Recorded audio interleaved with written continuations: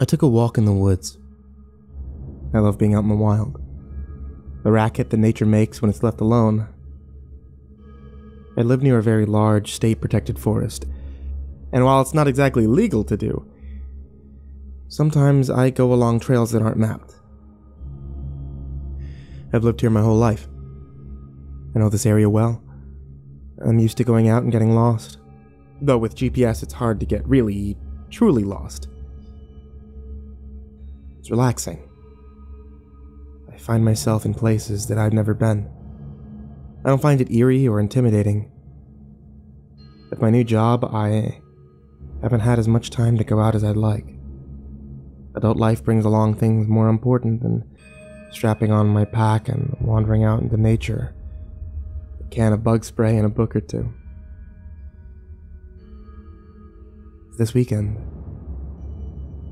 I had some free time. So I went for a long walk.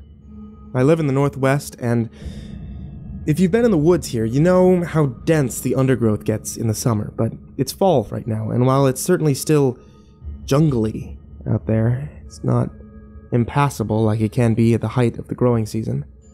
So I went along the mapped trail for a few miles, then stuck out on my own. It was beautiful.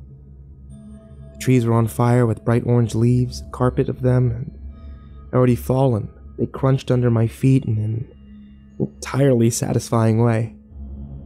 I listened to the birds calling, the rustle of small animals in the bushes. There's no more beautiful place on earth than a northwest forest in fall. I went for about 4 miles, going in no particular direction before I stopped to eat the small lunch that I'd packed. I sat on a rock and I closed my eyes, and the sun leaking through the canopy and warming pieces of my face. A squirrel screamed at me from somewhere above, and in time it prompted me to move on. I went along 3 or so miles before I stopped, and I set up camp. Normally, I limited trips to same-day excursions, but how could I pass up a weekend spent in the woods when it was so lit up, so dripping with fall? The night was clear, bitterly cold. I huddled in my sleeping bag and I listened to the forest come to life around me. At some point, I heard the soft scrape of a muzzle against the side of my tent. A deer, coming in to inspect the old spot of green in the clearing. I slept very well, and I woke refreshed, feeling more myself than I had in a long time. I walked through the woods at a casual pace, monitoring my progress with my GPS, and by noon, I'd gone another 4 miles, leaving me about 10 from where I'd started.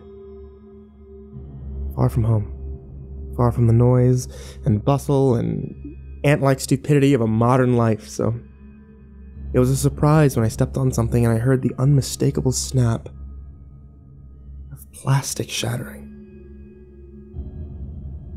I looked down. Coming out of my pseudo-trance, lifting up my boot, I saw a flash of bright blue pressed into the dirt.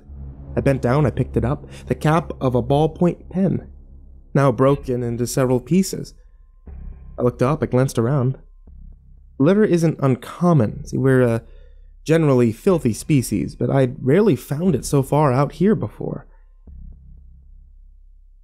I saw no signs of recent human activity. But the pen cap was new, hardly faded. I put it in my pocket with a small spark of irritation. It seems we can't go anywhere without leaving traces of ourselves behind. So I kept walking. I had only gone another 1/4 mile when I saw the pen stuck into the ground, point up. I growled, honestly angry now, and I pulled it out of the ground. I shoved it into my pocket, entertaining evil thoughts directed at whoever had been out here and felt it necessary to leave parts of their life behind. Something glinted, sparkled. A beam of sunlight halfway up a tree ahead of me. I squinted. I tried to make it out. It wasn't just one spark of light, I realized. Something reflective had been placed up there in the tree. What on earth? I went closer, my neck craned up to get a better look. It took me a moment to understand that what I was seeing was pens. At least 40 or 50 that had been pushed into the bark of the tree, point first. All different kinds from what I could tell. Cheap ballpoints, fine tip, gel, even one Monte Blanc. They bristled out of the tree like porcupine quills. I stood for a long time, my mouth screwed tight, brow furrowed. An art project, I decided. Some sort of odd, modern statement of the validity of modern life against the harshness and beauty of nature. I mean, I lived in a hippie-centric area of the country, and this was just the sort of thing that I could see someone doing, coming out here in this remote part of the woods and filling a tree with pens. How many other people would ever see this? And maybe that was the point. It would certainly make an excellent story. I touched the pen in my pocket, and I moved on. I walked through the woods, allowing my mind to clear again, but something had changed. The once calm, tranquil atmosphere of my walk had been shattered with the knowledge that someone else had been out here. Could, I supposed, still be out here. And I began feeling something that I'd never felt out in the woods before, a tightening in my chest. The temptation to glance behind me. Sweat pooled under my armpits and ran down my sides. I was nervous. For the first time in my life, I was scared of the emptiness and the simultaneous fullness of the forest around me. I hummed to myself, told myself I was being childish, but the image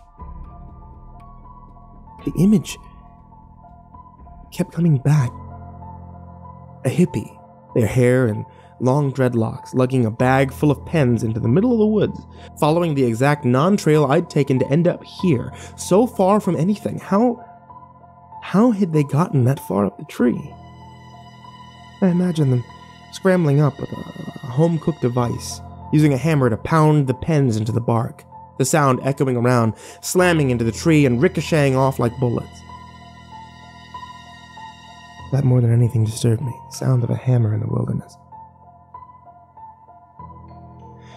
I was so deep in thought that I didn't notice I'd come to the clearing until I'd stepped on the shirt. I stopped just in time, my foot only an inch or two above it. I pinwheeled my arms, stumbling backwards to the edge of the clearing. My eyes focused, took in the scene in front of me. Blood rushed to my head, my hands and feet going cold. My hand went to my pocket, gripped the pen as I scanned from left to right. The clearing was square, almost perfectly so. The bushes, undergrowth, everything had been stripped away. All that remained was the rich, dark soil in the middle of the clearing. It was a stunned, scrawny tree of middling size. Branches were knobby, oddly twisted.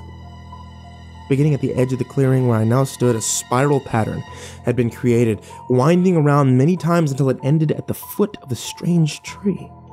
Clothes laid out as if waiting to be put on, all different, all belonging to, it seemed, men. The outfit nearest me closely resembled my own, a plaid shirt, workman's jeans, leather boots, neatly laid out free of any debris or fallen leaves. I followed the spiral, taking note of the certain outfits. A very nice, expensive suit, complete with tie and leather dress shoes, a polyester fast food uniform, a blazer and slacks, cotton t-shirt, sweatpants, sneakers were worn. My gaze returned to the outfit at my feet, and at the collar of the t-shirt it appeared something had been painted. A row of something, dull white.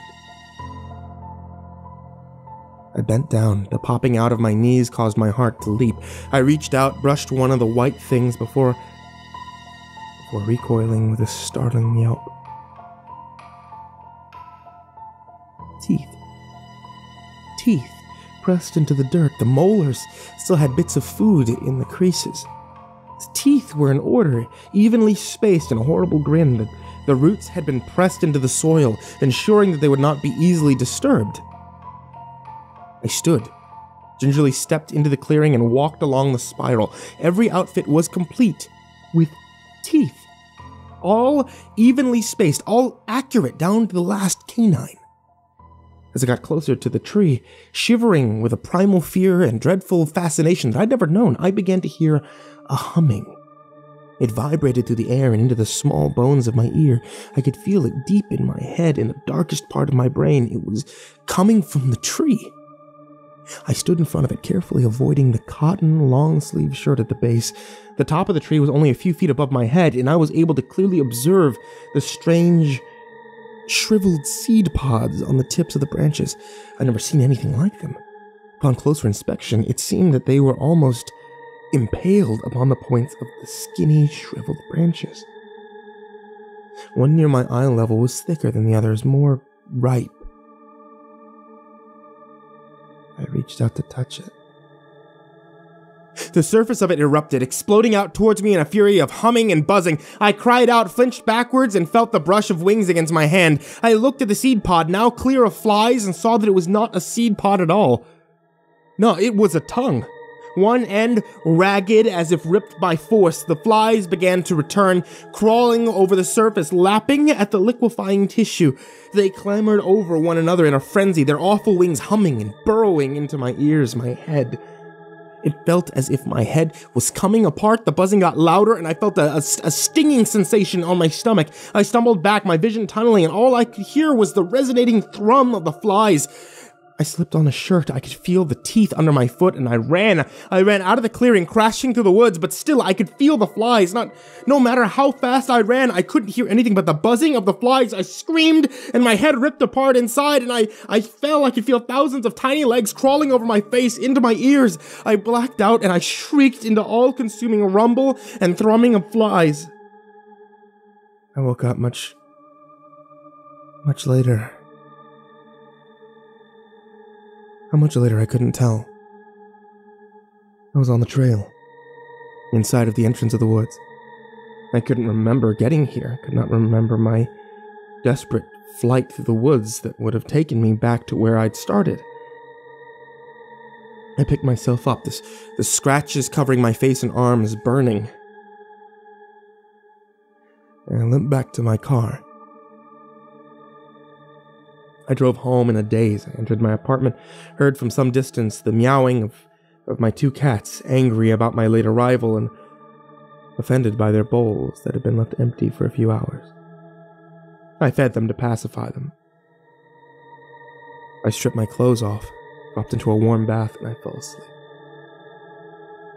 And I woke up a few hours ago. I cleaned my scratches, thrown away my filthy, torn clothes. Only now noticed the rash on my stomach is something more than that. In the mirror, it's reversed. But if I were able to step outside of myself, I would be able to read what it says. Quiet!